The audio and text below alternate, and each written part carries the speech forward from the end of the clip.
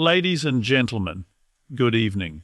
Tonight we stand witness to a harrowing escalation in the darkest chapter of Europe's most dangerous conflict.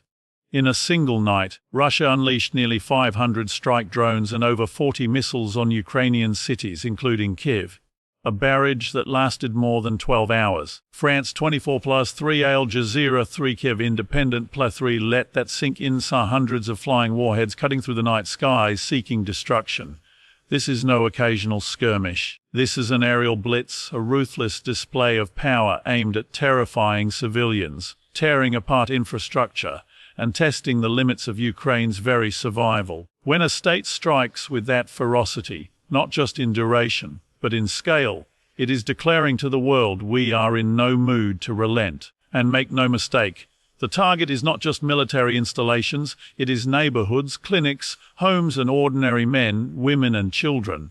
As reports confirm, at least 4 people died, including a 12-year-old girl. The Kyiv Independent +3 Reuters 3 AP News FOF3. This is war unleashed without pretense. The overnight attack on Ukraine, with Russia launching close to 500 drones and more than 40 missiles, was not merely a strike, it was a statement loud and brutal about scale, audacity, and intent. To understand it, one must see beyond the raw numbers, though they are staggering. Few conflicts in the modern era have witnessed such concentrated aerial firepower unleashed in one wave. This was a demonstration meant to overwhelm not just Ukraine's defenses, but also the psychology of its people and its allies. It was as if Russia sought to say, no matter how prepared you think you are, we can always go bigger, louder, deadlier. The sheer logistics of such an assault are breathtaking. Hundreds of drones launched in coordinated waves require meticulous planning, advanced tracking, and a command structure determined to execute with precision. To then pair those drones with dozens of missiles shows an intent not just to probe air defense systems but to saturate them, force split-second decisions, and deplete valuable interceptor missiles. It is a tactic of attrition, where the attacker calculates that the defender cannot afford to keep up indefinitely. This scale is not simply military arithmetic, it is a weaponized show of endurance. The audacity lies in timing and target selection. These attacks were carried out overnight, striking while civilians slept, turning darkness into chaos. It was a calculated effort to maximize fear, confusion, and vulnerability. Nighttime raids are designed not only to damage infrastructure, but to instill a deeper psychological toll, leaving populations in constant anxiety. Add to that the knowledge that drones are cheaper and more expendable compared to the costly anti-aircraft systems used to bring them down, and the imbalance becomes glaring. Russia's audacity is in leveraging that imbalance, sending waves of expendable machines to force Ukraine into a war of resource exhaustion. This scale of attack also has geopolitical audacity embedded within it. It comes at a time when global attention is fragmented, wars, elections, crises elsewhere. To launch such a massive strike is to remind the world that Ukraine's war is not over, that Russia still dictates the pace of escalation, and that the stakes remain existential. It is an assault not only on Ukraine but on the credibility of its allies. If hundreds of drones can still swarm Kyiv after years of Western aid and billions in support, then Russia's implicit message is clear: Ukraine remains vulnerable, and by extension, so does the West's promise of protection. The boldness of launching such a scale of destruction also speaks to Moscow's perception of impunity.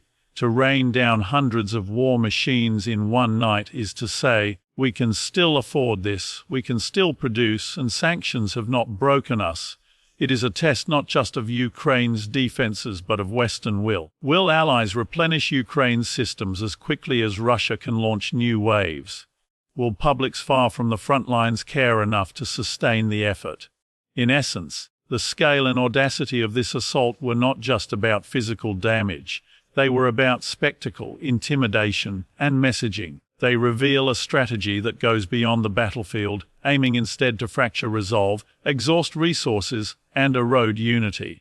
The audacity was not only in the number of drones and missiles, but in daring the world to stop watching, to grow numb, and to eventually shrug at the unbearable becoming routine. When nearly 500 drones and more than 40 missiles descend on a nation in a single night, the numbers alone cannot capture the true cost. Behind each explosion, behind each plume of smoke are lives disrupted, families torn apart, and communities left in ruins. The civilian impact of this assault is both immediate and enduring, and it strikes at the very core of the moral dimension of this war. War, when it is waged in such sweeping and indiscriminate fashion, ceases to be about military targets alone. It becomes a campaign of terror designed to break the spirit of ordinary people who did not choose this conflict, but are forced to endure its brutality. Consider the setting of the attack in the dead of night. Families asleep, children tucked into bed, entire neighborhoods shrouded in silence. Then, the sudden wail of sirens, the deafening booms, the shattering of glass. Homes that once offered safety are reduced to rubble in seconds. Hospitals and schools, places meant to heal and educate, are turned into scenes of devastation.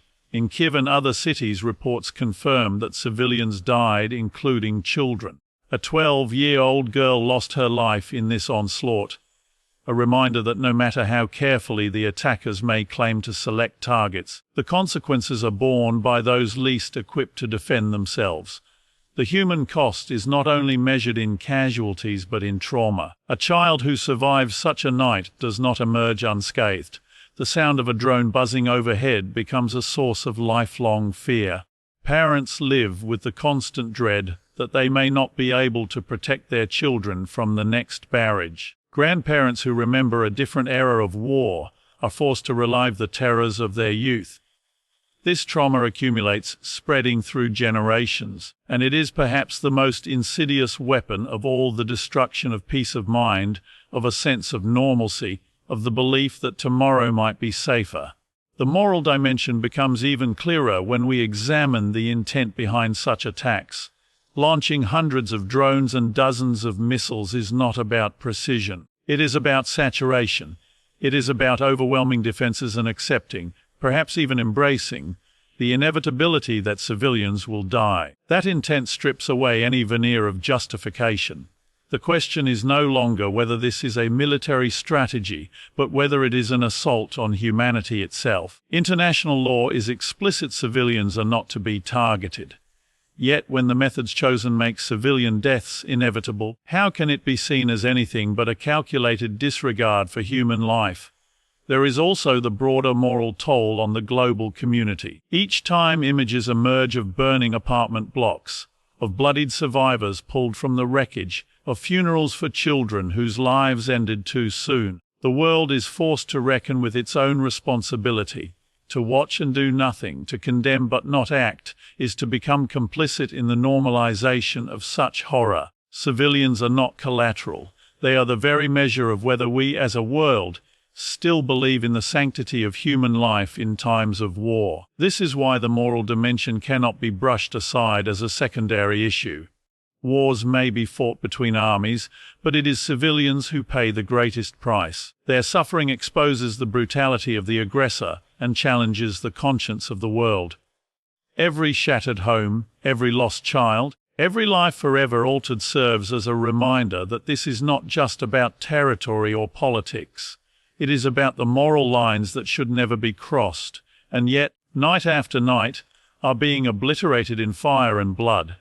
Ukraine's defense on the night of this massive assault was nothing short of extraordinary. Facing a barrage of nearly 500 drones and more than 40 missiles, the country's air defense systems were pushed to their limits, yet they stood firm. Reports confirmed that the majority of the incoming threats were intercepted, preventing what could have been an even greater catastrophe. This resilience is not accidental. It is the product of years of preparation, international assistance, and the sheer determination of a nation that refuses to yield. The ability to withstand such a coordinated assault speaks volumes about Ukraine's resolve and its refusal to let terror dictate its future. What makes Ukraine's defense so remarkable is the balance between high-tech systems and the human spirit operating them. Surface-to-air missiles, radar systems, and Western-supplied equipment like NASAMS and Patriots have become critical shields over the country. Yet the machines alone are not what make the difference. It is the men and women monitoring the skies through sleepless nights, ready to respond within seconds to incoming threats. Every successful interception is a testament to their discipline and skill. Each drone shot down is not merely a technical victory, but a lifeline saved, a home spared, a child who will wake up in the morning. Resilience extends beyond the battlefield. It can be seen in the way Ukrainians adapt to power outages, rebuild damaged infrastructure within days, and refuse to be cowed by fear. Communities gather to clean debris, neighbors open their homes to those displaced, and life continues even under bombardment. This resilience is a quiet but powerful form of defiance. It sends a message not only to Moscow but to the world. Ukraine will not collapse under pressure, and its people will not surrender their dignity or identity. International support has been the backbone of Ukraine's ability to keep resisting. Without advanced air defense systems, shared intelligence, and financial backing, Ukraine would have been far more vulnerable. Countries like the United States, the United Kingdom, and members of the European Union have poured billions into sustaining Kyiv's war effort. The supply of modern defense systems has been pivotal in reducing the effectiveness of Russian strikes. Each missile intercepted over Kyiv or Odesa is not just Ukraine's victory, but a validation of the aid sent from abroad. It is proof that international solidarity can directly save lives. But support is not merely military. Humanitarian aid has flowed into the country, keeping hospitals supplied, shelters stocked, and displaced families cared for. Diplomatic support has also been key, ensuring that Russia's actions do not fade from the headlines and that sanctions remain in place to pressure its economy. The war has become a test not only of Ukraine's resilience but of the global community's willingness to stand by its values. Each drone destroyed, each missile intercepted, is therefore a shared triumph, one that belongs to Ukraine but also to the nations that chose not to look away. The challenge, of course, is sustainability. Ukraine's resilience is remarkable, but resilience is not infinite. Systems must be replenished, ammunition supplied, and morale reinforced. The international community cannot grow weary, for fatigue is exactly what Russia is counting on. If Ukraine's defenses hold, it is because the world continues to invest in them. If Ukraine's resilience shines, it is because it is matched by global resolve. This is not just Ukraine's fight, it is a fight for the principle that nations cannot be bullied into submission, that sovereignty matters, and that resilience backed by support can stand against even the most relentless of assaults.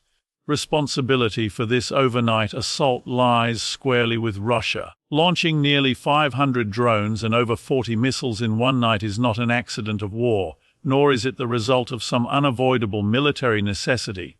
It is a deliberate act, ordered at the highest levels, carried out with the knowledge that civilians would inevitably be caught in the fire. To unleash such scale of destruction against a sovereign nation is to knowingly trample international law and to signal to the world that escalation, not resolution, is the chosen ability, therefore, cannot be diluted with vague references to conflict or clashes. This was an orchestrated strike, and accountability begins with those who authorized it.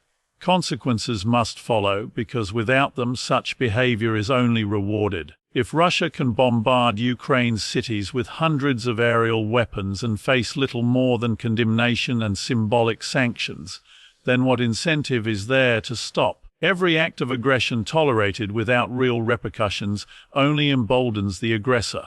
Consequences must not be rhetorical, they must be material. That means tightening sanctions on the sectors that fuel Russia's war machine.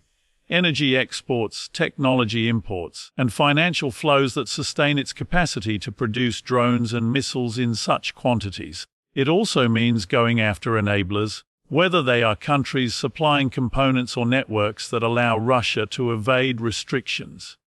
The message must be crystal clear: escalate, and you will pay a price that outweighs any temporary gain. The urgency of action cannot be overstated. Time in war is not neutral. Every day that passes without stronger measures allows Russia to regroup, resupply, and strike again. The saturation tactics used in this latest assault overwhelming Ukraine's defenses with sheer volume, reveal a strategy of attrition. Russia is betting that the West will tire before it does, that Ukraine will be drained of resources faster than Russia will.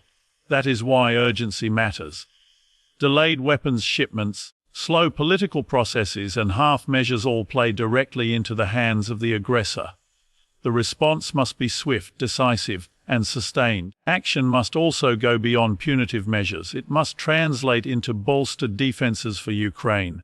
Air defense systems need replenishment. Ammunition must be supplied at a pace equal to or greater than Russia's ability to launch attacks. The civilian infrastructure that has been targeted, energy grids, hospitals, schools, needs rapid reconstruction aid so that Ukrainians can live, work, and resist without descending into despair. Moral support matters, but material support is what keeps a nation standing when missiles rain down.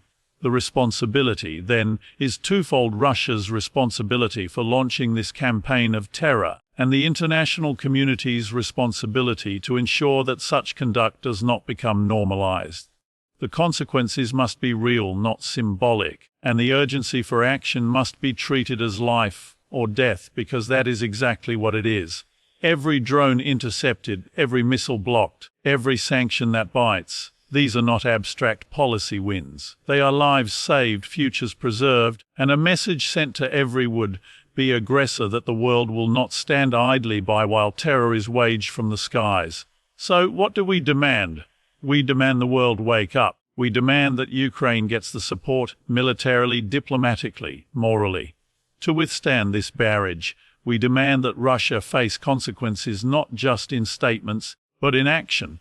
And we demand that, above all, humanity not be forgotten in the roar of explosions. If this night tells us anything, it's this: war by attrition, by terror, by relentless skyborne assault. That is Russia's chosen path. And if we do not match resolve with resolve, words with deeds, then we are complicit by silence. Let Ukraine not stand alone in the skies. Let the world respond, not tomorrow, not later, but now. Thank you.